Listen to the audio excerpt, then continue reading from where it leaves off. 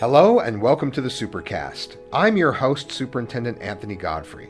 March is National Women's History Month, a time to recognize the vital contribution of women in American history. On this episode of the Supercast, we find out how schools are celebrating, and we sit down with a woman in our school community making history in her own right. Meet Dawn Ramsey, president of the Jordan Education Foundation and first female mayor of South Jordan City. But first, we stop by West Jordan Middle School, where Martha Hughes Cannon, the first female state senator in the United States, is being celebrated on morning announcements.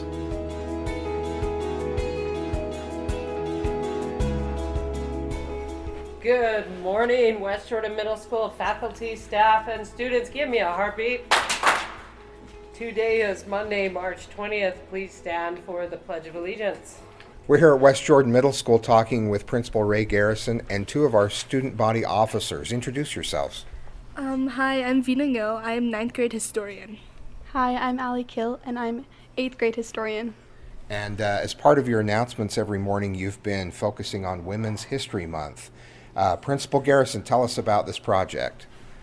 Yeah, so we like to recognize the various national designated months throughout the year. So, Black History Month, Pacific Islander, and of course, Women's History Month. So we make a slide for every day to highlight various important figures throughout history. We feel like it's really important to share with the students what these women have accomplished. It's what the month's all about. Have you been highlighting a different woman each day? Yes. Okay, let's go through some of the ones that you've been featuring. Any favorites along the way? My favorite slides that we've done are ones that recognize the collective effort of some of our great women leaders throughout history. For example, the code breakers of World War II. Over 10,000 women worked as code breakers, deciphering enemy messages. I would say my favorite one so far is Mary Jackson.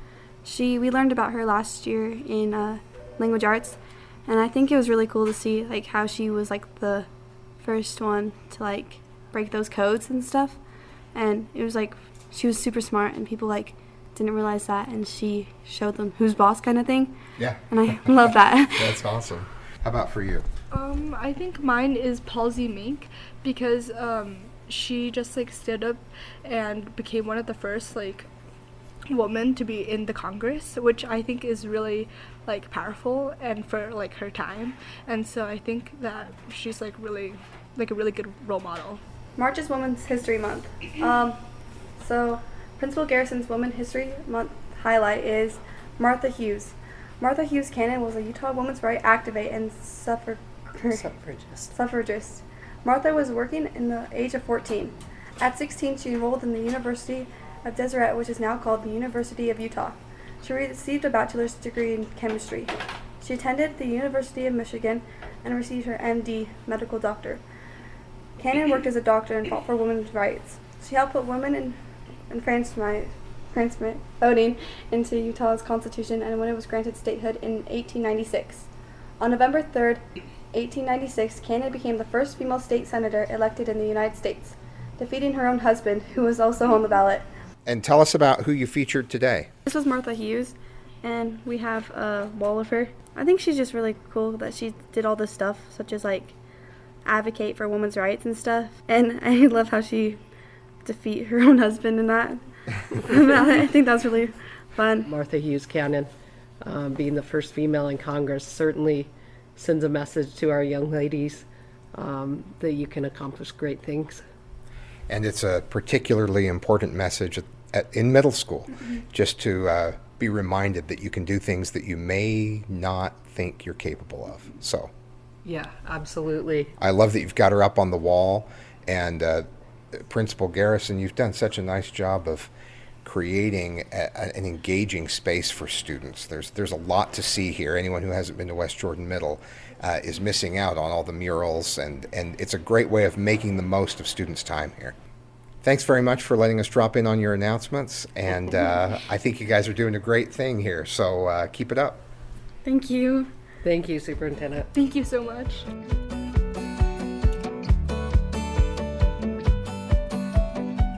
We're here today with Mayor Dawn Ramsey to celebrate National Women's History Month. Mayor Ramsey, thanks for joining us. Well, thank you very much for having me. It's an honor to be here. How many years are you into being a mayor now? This is my 6th year as mayor. And not only are you mayor of South Jordan, but you've been involved with Jordan School District in many, many ways for a very long time. And we want to talk about that really to start off with. I think the first time that I really remember calling on you for help was when we had a group of parents talking about a boundary change. And you came in and talked with those parents, and you just did such a nice job of conveying just your confidence in the district and in the school. And we've relied on you many times since then. But I've always appreciated your support for the district with everything else that you have going on. Well, thank you. I thought about that the other day. I went to the musical, fantastic musical that they did at Elk Ridge Middle School. They just did Seussical, and I was there, and I thought about the first time we met. I was PTA president at Elk Ridge, is what it was. And yeah, there were some boundary changes and a good opportunity to talk about some of the great things that were happening at Elk Ridge Middle School, but that was a long time ago. I was trying to do the math. It's been at least 11 years, I think. Yeah, it's been more than a decade. Yeah. Tell me, let's focus on your work as a mayor, first of all. Let's talk about that. You've been visiting classrooms with us to honor outstanding educators. And as a result, you get to interact with a lot of students. And there's something that a student said to you as you were leaving that I thought was particularly poignant. Would you talk about that a little bit? Yes, for sure. I love going into the classroom and seeing the students and the teachers being part of presenting some of these awards and visiting schools means a great deal to me. But the students are so fun. If you're ever having kind of a down day, go in and get greeted by a bunch of first graders or fourth graders or seventh grade. They just brighten my day. I have had more than one student say to me as I've been leaving, it's something I've heard a few times, I didn't know a girl or I didn't know a woman could be a mayor. I've had a lot of young kids say that to me. Yeah, and what's your response when they say that?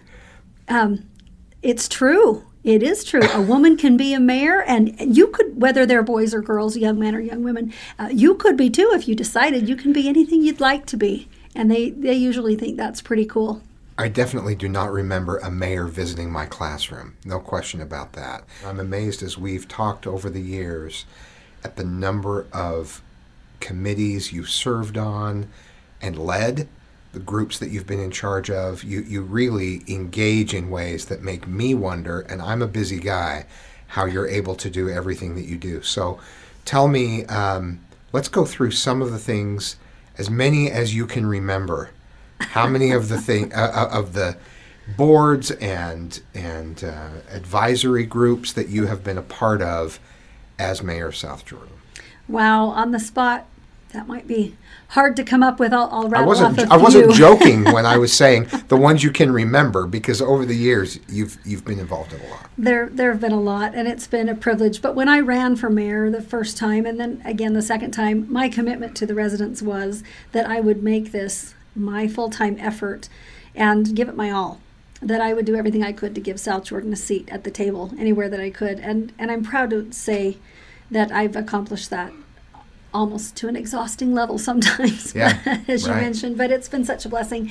So let's see, I had the chance to serve for the last 4 years as a member of the board of the Utah League of Cities and Towns, and I just wrapped up my term as president. I've been an executive officer for this is my 4th year as an officer, so I guess 5 years on the board. The League of Cities and Towns has kind of a mystery to it, like the Justice League or something.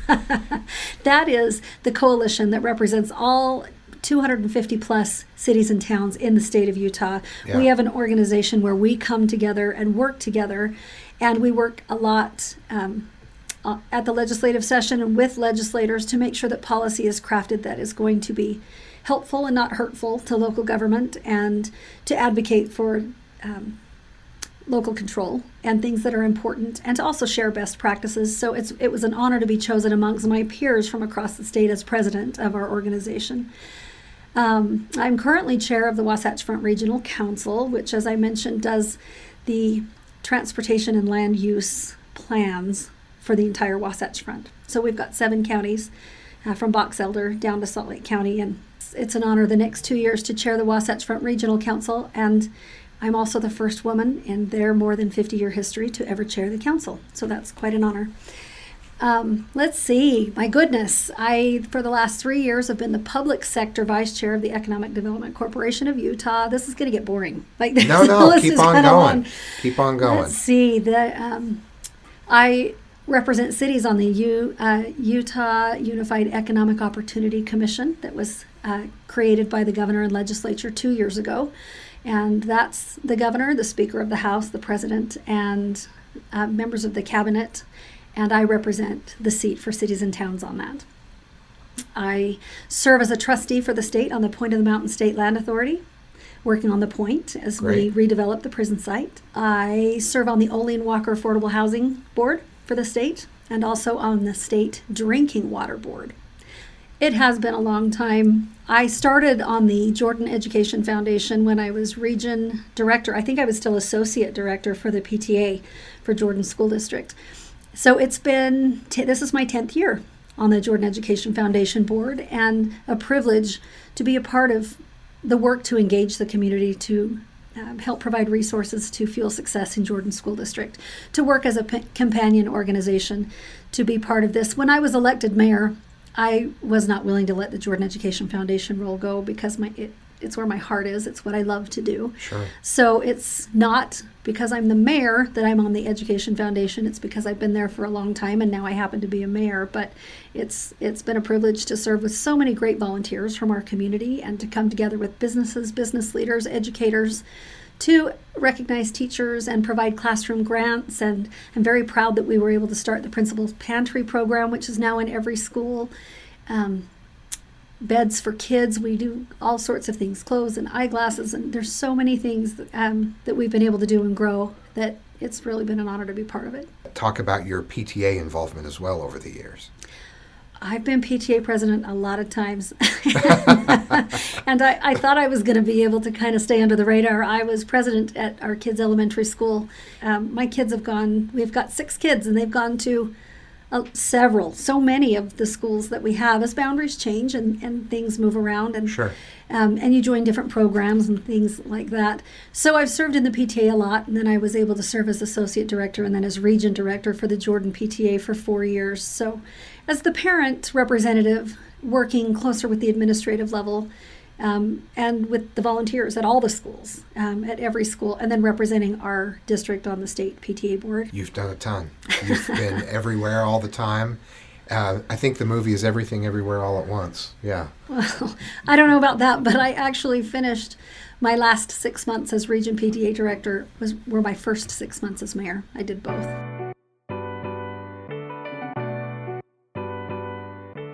Stay with us. When we come back, more with Mayor Ramsey.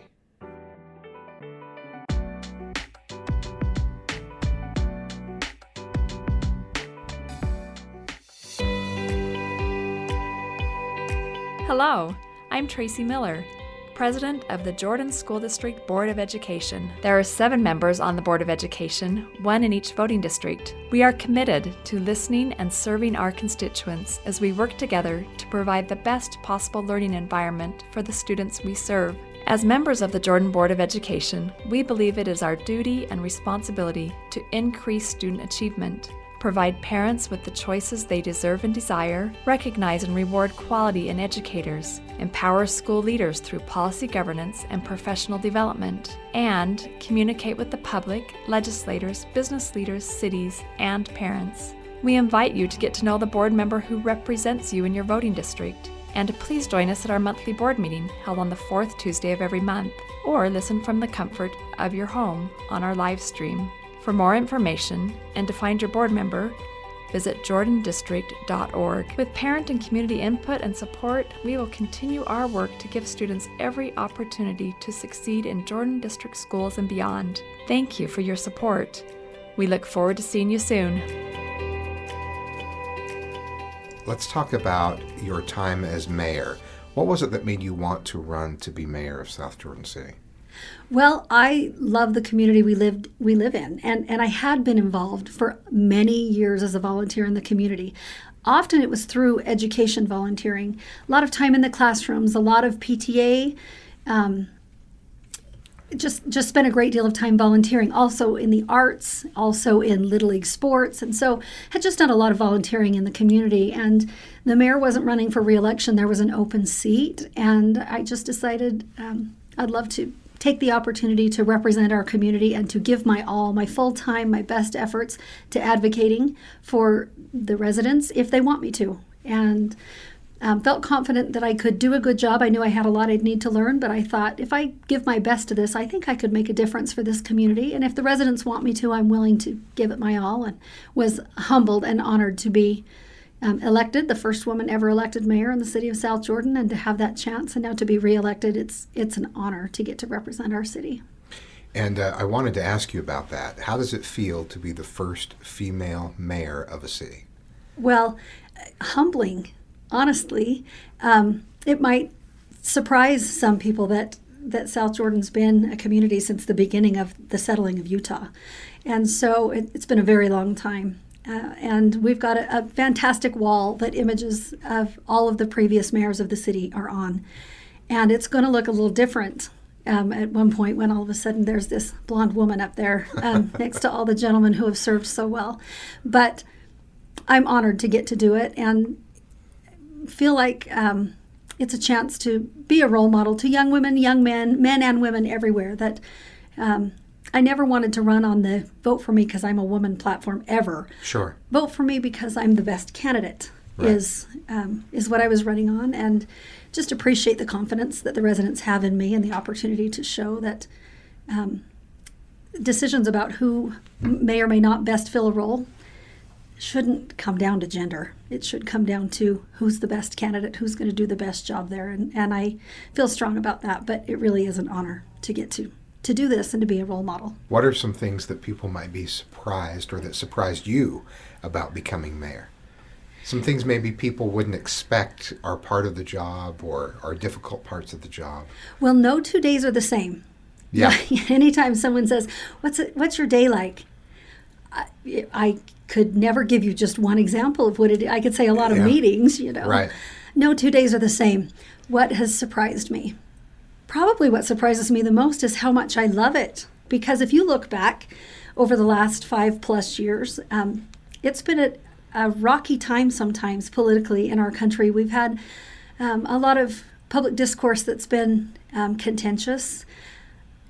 It might surprise you that I love it so much. It is not all roses, but I'm honored to do the work of the people. The thing that surprised me the most when I jumped into this, my intention was to give my very best efforts and to try to wear myself out. But I never understood what a benefit it would be to me, that I would be the lucky recipient who was blessed to get to know so many people, and that my life would be enriched. I almost feel selfish saying that, because it's enriched my life so much to get to be part of wonderful things with amazing people. That's what surprised me the most. You do get a bit of a backstage pass to the city as a whole and all of the things that are going on, and I'm sure get to meet a lot of people that you wouldn't have the opportunity to otherwise. Absolutely. And, I really appreciate, even if I meet people because they come to talk at city council meeting, if they come to speak during public comment or something, and sure, whether they come to say there's something they're happy about, or they have a question or a suggestion, or whether they're not happy, I appreciate people's willingness to engage in the process and to come, and absolutely believe if somebody's willing to come and speak, they deserve the chance to be heard. And I really am grateful and will always stand up for everyone's right to have the chance to come and say what they want to say. Even if I don't agree with what they come and say, I'll always defend the right to be able to do it. Sure. What would you say to young people or others who are considering the possibility of running for elected office? I would say, if you get that inclination, if that crosses your mind and you find yourself interested and thinking that might be something you'd like to do, absolutely do it. The trouble these days, as things have become a little more contentious, is that there's a lot of good people who might be interested, but they just won't run because it's not easy. It is not easy. And as long as you go into it knowing that it's not meant to be easy. The nature of our system, the way things are set up, is that anyone in this government of the people has the chance to run and to participate. And so when you're going to represent the people, you're opening yourself up to criticism, if that's how the people feel, whatever it is. The opportunity to be part of this great work, to be stewards over the money, the taxpayers' money, which I believe is sacred funds and a sacred obligation. And I don't mean that in a spiritual sense. I just think there is a deep, significant responsibility with overseeing the taxpayers' money. Sure. And the obligation to get that right is significant. But there are so many great opportunities for people to serve that if anyone out there is ever considering, someday I might want to do that, absolutely do it. Inform yourself, learn about the issues, participate. My counsel would be to be well informed. Go for it. I appreciate and tip my hat to anyone willing to put their name in the ring to run for public office. So, in other words, if you have that inclination, listen to it and pursue it and see where that takes you by becoming more informed and kind of envisioning that possibility for yourself. Don't just tamp it down and move on. Absolutely. Any parting thoughts on Women's History Month? I'm honored to stand on the shoulders of giants. There are great men and great women who have gone before, who have paved the way. I'm grateful for the good women and men who fought for women's suffrage, who really paved the way for me to do this work that I love, to do the work of the people and to be involved, because I wouldn't have had this opportunity if I'd been born 100 years ago. And it's an honor to be part of it and to serve with so many good people. And I think it is important that we have the voices of both good men and good women at the table. It gives balanced perspective that I think helps us come up with the best policies, leading to the best outcomes. I think that's critical.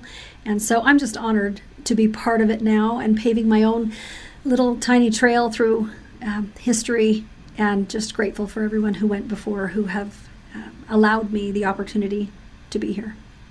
Well, thank you very much for everything you do as mayor and everything you've done for Jordan School District, its schools, students, and employees over the years. Thank you.